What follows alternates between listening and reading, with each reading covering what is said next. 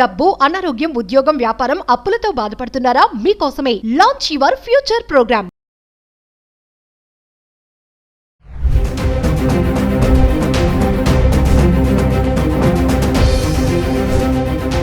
నమస్తే, welcome back to Suman TV. ప్రస్తుతం మనతో పాటు ఉన్నారు మేనేజ్మెంట్ కన్సల్టెంట్ సంపత్ సముద్రాల గారు. నమస్తే సార్. సార్, ట్రంప్ మనం చాలా వీడియోలో మాట్లాడుకున్నాం. ఇప్పటికీ ట్రంప్ చాలా నిర్ణయాలు తీసుకుంటున్నాడు. మరి birth right citizenship, illegal immigrants వద్దు, డెలివరీ టైంకి ఇక్కడికి వచ్చి ఆ పిల్లలకి బర్త్ రైట్ సిటిజన్షిప్ కోసం అని ట్రై చేస్తున్నా అని చెప్పి దానికి ఒక బ్యాన్ చేశారు. అది ఇంకా అవ్వలేదు, స్టేలోనే ఉంది. మరి ఒక్కసారి మరి ఏమవుతుంది, దాని కాన్సిక్వెన్సెస్ ఎలా ఉన్నాయి, ఏంటి, ఇంకా స్టేలోనే ఉందా, మరి ట్రంప్ దాన్ని కట్ చేస్తాడా, కొనసాగిస్తాడా అంటే ఒక్కసారి సార్. అమ్మ, మనం ఈ సబ్జెక్ట్ గురించి ఇంతకు ముందు కూడా మాట్లాడుకున్నాం. ఆ రోజుకి ఈ రోజుకి ఏమి మార్పు లేదు. Okay, so people are still enjoying the right. ఇవాల్టి వరకు ఏం మార్పు లేదు. మరి ఈ సబ్జెక్ట్ మీరు ఇవాళ ఎందుకు అడుగుతున్నారో కూడా చెప్తాను నేను. ఇవాళ మీరు ఎందుకు అడుగుతున్నారు ఈ సబ్జెక్టు అని అంటే, మే 15వ తారీఖున సుప్రీంకోర్టులో అక్కడ ఈ కేసు ఆర్గ్యుమెంట్స్ డిస్కషన్స్ అయ్యాయి. అందుకని మళ్ళీ అందరూ ఓకే ఈ సబ్జెక్ట్ గురించి మాట్లాడుతున్నారు. సుప్రీంకోర్టు అక్కడ మోస్ట్లీ జూన్లో డెసిషన్ ఇవ్వచ్చు. కాబట్టి జూన్ వరకు అయితే ఈ రైట్ ఉంది. అంటే ఏంటి సార్, జూన్ తర్వాత పోయే అవకాశాలు ఉన్నాయా అని అంటే అక్కడ సుప్రీంకోర్టు ఎలా చూస్తుంది దాన్ని ఆలోచించినట్టు దాన్ని అనుగుణంగా మారే అవకాశాలు ఉన్నాయి. అయితే అలా అయినప్పటికీ కూడా, ఎందుకంటే ఇది కాన్స్టిట్యూషనల్ అమెండ్మెంట్ మీద ఉన్న పాయింట్ కాబట్టి తను చేయడానికి లేదు, ఈ హ్యాస్ నో రైట్ అని మనకి స్టేట్ కోర్ట్స్లో డిసిషన్స్ అయ్యాయి. స్టేట్ కోర్ట్స్లో డిసిషన్స్ ఇచ్చేప్పుడు 1-2 స్టేట్స్లో కోర్ట్స్ నేషనల్ వైడ్గా ఇది వర్తిస్తుంది అన్నట్టుగా జడ్జిమెంట్లు ఇచ్చారు. అయితే ట్రంప్ గారు గవర్నమెంట్ సుప్రీంకోర్టులో వేసిన కేసు ఏంటంటే, అవి స్టేట్ కోర్టులు అవి నేషనల్ పరంగా ఎలా రూలింగ్స్ ఇస్తాయి అని ఛాలెంజ్ చేయడమే తప్పితే బర్త్ రైట్ని వాళ్ళు అప్పీల్ చేశారా, డ్రాప్ చేశారా అన్న సబ్జెక్ట్ మీద కోర్టుకు వెళ్ళలేదు. మీరు ట్రంప్ గారి కేసు ఇప్పుడు సుప్రీంకోర్టులో ఉన్న కేసును మనం చూసినట్టయితే, validity of the judgement of those state courts is only వాళ్ళు how can they say it is national అన్న పాయింట్ మీదే డిస్కషన్. కాబట్టి ఆ జడ్జిమెంట్ వచ్చిన ఆ పాయింట్ మీదే డిస్కషన్ తప్పితే బర్త్ రైట్ మీద అన్న డిస్కషన్ కాదు. కాబట్టి అది ఇంపాక్ట్ అయ్యే అవకాశాలు తక్కువ. అంటే కంటిన్యూ అవుతుంది, రైట్ ఉంటుంది అనే బిలీవ్ చెయ్యాలి మనం. ఓకే, అయితే మరి కోర్టు ఏం డైరెక్షన్స్ ఇస్తుంది, కోర్టు ఏం ఒపీనియన్ ఇస్తుంది అని అనేది మనం జూన్ వరకు వెయిట్ చేయాల్సిందే. జూన్లో సుప్రీంకోర్టు డెసిషన్ తరువాత ఏం మార్పులు ఉంటాయి ఏంటి అనే దాని మీద డిసైడ్ అవుతుంది. ట్రంప్ తీసుకునే నిర్ణయానికి కోర్టు ఆమోదం తెలుపుతుందంటారా, వ్యతిరేకిస్తుందా? ఎక్కడైనా కూడా కాన్స్టిట్యూషన్ ప్రకారంగా ఉండాల్సిన సబ్జెక్టుని ప్రతి ప్రభుత్వాలు, ప్రతి దేశంలో కూడా, భారతదేశంలో కానివ్వండి, యుఎస్లో ఎక్కడైనా కూడా కొన్ని రైట్స్ ప్రభుత్వాలకు ఇవ్వబడతాయి. అవునా?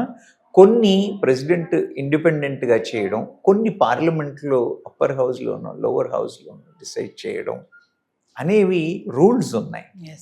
అవి ఫాలో అయినంత వరకు కోర్టులు ఏం చేయలేవు. అవి ఫాలో కానప్పుడు మరి ఒకసారి లా ఉంది, ఈ ప్రభుత్వాలే లాస్ ఎనాక్ట్ చేస్తాయి.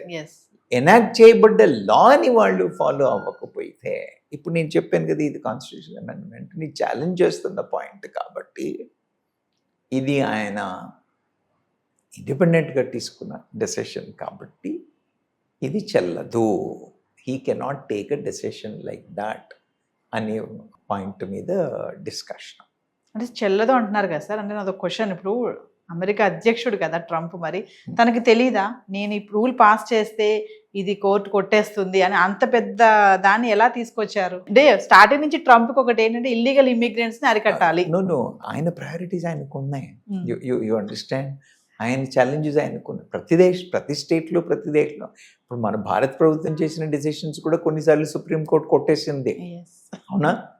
స్టేట్ గవర్నమెంట్స్ చేసినవి కూడా హైకోర్టులు కొట్టేసాయి. Yes. కొట్టేసిన తర్వాత మళ్ళీ సుప్రీంకోర్టులో వెళ్ళి, మరి వీళ్ళకి తెలియక కాదు. అప్పుడున్న వాతావరణం, అప్పుడున్న పరిస్థితి, అప్పుడున్న పొలిటికల్ సినారియో, వాళ్ళ ఎలక్షన్స్ ముందు ఇచ్చొచ్చిన ప్రామిస్లు, Yes. ఇవన్నీ ఇన్ఫ్లుయెన్స్ చేస్తాయి కదా. Yes. సో కనీసం ఇంప్లిమెంట్ అవుతుందా కాదా వేరే విషయం. అలాంటి అప్రోచ్ అతనికి ఉంది, ఈజ్ ఇన్ అవర్ ఫేవర్ అన్నదన్న పబ్లిక్ కి చూపించాలి కదా అతను, అవునా కదా? Yes, ఆయనకి yes. అలాంటి ఉద్దేశం ఉంది. He's looking for us, he's trying to do something అన్న మైండ్ సెట్ అయితే ఉంది, Yes. Yes. అన్న ఆలోచన అయితే కలగాలి కదా.